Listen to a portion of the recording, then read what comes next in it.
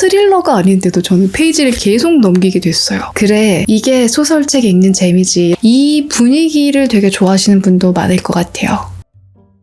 안녕하세요. 여러분 평소에 당돌하다나 발칙하다는 말 잘 안 쓰시죠? 좀 찾아보기 힘든 유형의 사람이긴 한데 예술가한테 이런 표현이 붙으면 눈길이 가게 되는 것 같아요. 예를 들어서 무라카미 하루키에게 당신 소설은 왜 그런 식으로 야합니까? 이런 질문을 저돌적으로 던지는 거죠. 바로 이 당돌한 매력의 작가가 가와카미 미에코입니다. 정보라 작가님이 저주토끼로 부커상 인터내셔널 후보에 오르셨을 때 같이 후보에 올라서 주목을 받았던 일본 작가님이에요.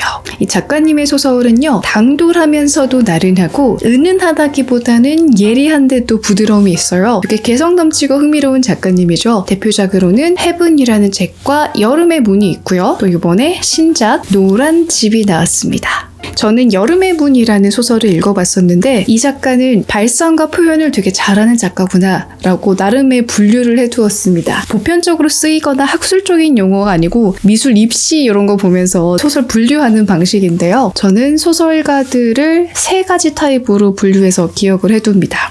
이야기꾼 재질의 소설가 분들이 있으시고 또 섬세한 표현이 굉장히 돋보이는 분들이 있고 어떤 창의적인 세계관을 잘 보여주시는 분들이 있어요. 하나가 탁월하다고 해서 나머지가 부족하다는 개념이 아니고 제가 독자로서 책을 읽었을 때 나에게는 이 3가지 중에 어떤 것들이 더 매력적으로 느껴졌나 하고 저 나름의 분류를 하는 건데 여름의 문을 읽었을 때에는 사람들이 불편하게 느낄 수도 있는 주제를 제대로 응시할 수 있도록 보여주는 면과 더불어서 사람의 심리를 참 가늘고도 섬세한 듯이 잘 표현했다 이렇게 기억을 했었거든요. 근데 노란 집을 읽으면서는 이 작가님이 이렇게 이야기꾼 재능이 많으셨다고? 이러면서 놀라면서 읽었습니다. 다른 표현들도 굉장히 좋았지만 이야기 전체가 너무 촘촘하게 느껴지면서 스릴러가 아닌데도 저는 페이지를 계속 넘기게 됐어요. 이전 소설들이 지루했다는 얘기가 아니라요. 이번 책에서 유독 이야기꾼의 매력이 되게 느껴졌습니다. 이 작가님의 그런 재능이 되게 무르익었다라는 인상을 받았어요.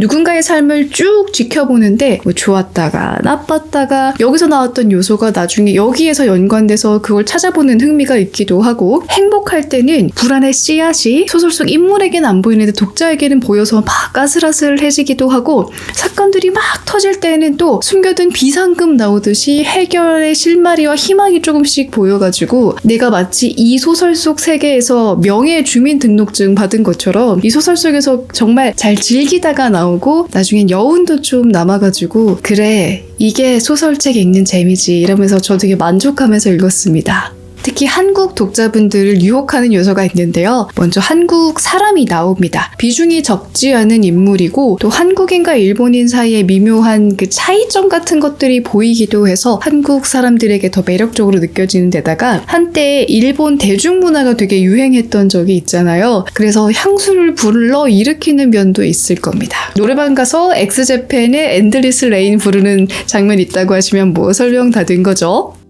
그러면 이 재밌다는 소설의 줄거리가 대체 뭔지 짧게 앞부분만 말씀을 드릴게요. 소설의 첫 시작은 하나라는 주인공이 신문을 보면서 자기가 아는 사람이 어떤 사건에 휘말려서 재판을 받고 있다는 걸 알게 됩니다. 단순한 범죄일 수도 있겠지만 고요했던 하나의 마음에 계속해서 물결이 일렁이게 돼요. 옛날에 썼던 휴대폰을 꺼내서 과거에 알던 누군가에게 연락을 해서 만납니다. 근데 만난 사람은 우리 이제 다시 아는 척하지 말자 이러고 쌩 가버려요. 대체 과거에는 무슨 일이 있었을까? 이게 굉장히 궁금해지죠. 이 하나라는 인물은요. 흔해서 공감을 일으키는 타입은 아니에요. 특이한데 겉돌지 않고 막 마음에 스며드는 그런 인생을 살아왔습니다. 어릴 때부터 친구가 딱히 없었어요. 그리고 호스티스 일을 하는 엄마도 이렇게 진득한 사랑을 주지는 않았죠. 패션 얘기, 연애 얘기로 그냥 마냥 밝아야 할 것 같은 시기에 하나는 술집을 운영하는 삶을 선택을 하고 받아들이고 나름 잘 헤쳐나가게 됩니다. 이렇게만 들으면 우울하고 우중충할 것 같잖아요. 그렇지 않습니다. 드라마 청춘시대 기억하시나요? 사랑스러우면서도 풋풋하고 어딘가 애틋한 분위기가 있어요.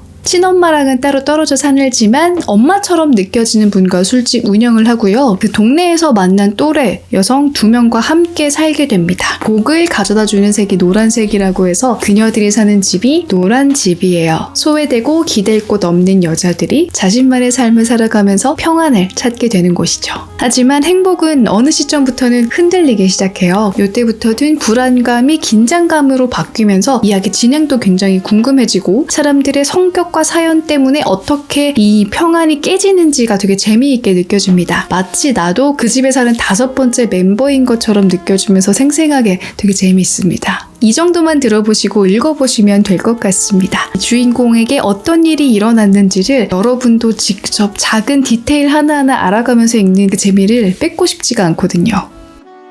이 책을 읽고 무슨 생각이 먼저 들었냐면요. 삶을 살아가는 방식이 정말 사람마다 다 다르잖아요. 누군가는 부모의 사랑을 듬뿍 받고 부모가 만들어준 세계 안에서 안전하게 사는 것 같지만 그래서 더 유약한 태도를 지니거나 더 큰 위기를 맞게 되기도 하고 주변 환경의 도움은 없었는데 되게 본능적으로 뭔가를 헤쳐나가듯이 되게 잘 살아가는 사람도 있어요. 근데 어떤 삶이 더 좋은 삶이냐, 어떻게 사는 게 올바른 삶이냐 하는 거를 내가 판단할 수 있는 건 아닌 것 같더라고요.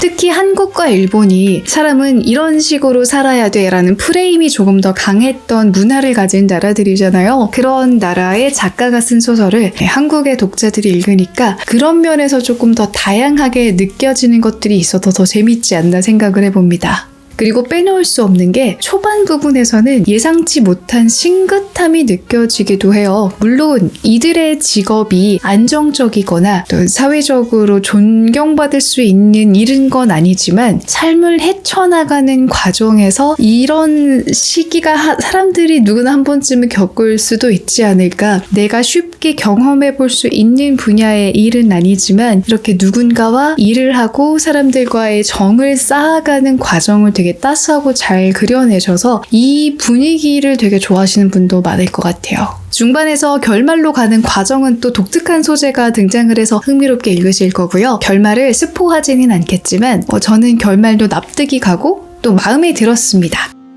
저도 사람은 이런 식으로 살아야 안전하고 행복하게 살 수 있어를 벗어나면서 조금 많이 달라진 것 같아요. 그러면서도 여전히 내 동갑내기들은 어떻게 살고 있지? 어느 정도까지를 이 정도로 성취를 해야 되는 걸까? 이런 불안한 마음이 가끔 들기도 합니다. 근데 어떻게 살든 행복을 추구하는 사람들은 그 방법을 찾아내게 되는 것 같아요. 이게 무슨 얘기인지 모르시겠다면 읽어보시면 아실 겁니다. 나와 다른 듯 살아가는 것 같지만 거기서도 분명히 내 모습을 찾을 수가 있더라고요. 좋은 소설이라는 게 에버랜드 같은 거잖아요. 누군가는 에버랜드 가서 동물 사파리가 너무 좋았고 누구는 롤러코스터가 좋고 누구는 캐릭터 팝콘이 좋을 수도 있어요. 이 펼쳐진 멋진 세계 안에서 무엇을 좋아하다 나오냐의 차이일 뿐인데 저에게는 이 소설이 가진 다양한 매력 요소 중에서 그런 질문들을 스스로 에게 던져볼 수 있게 해주는 점 그리고 이야기가 그렇게 재미있게 꾸준히 흘러간 점 이런 것들이 매력으로 느껴졌습니다. 흔치 않은 방식으로 살아가지만 그 마음만은 모두의 것이라서 나도 한번 저 노란 집에 살아보고 싶다는 마음이 들게 되는 책 가와카미 미에코의 노란 집 소개였습니다.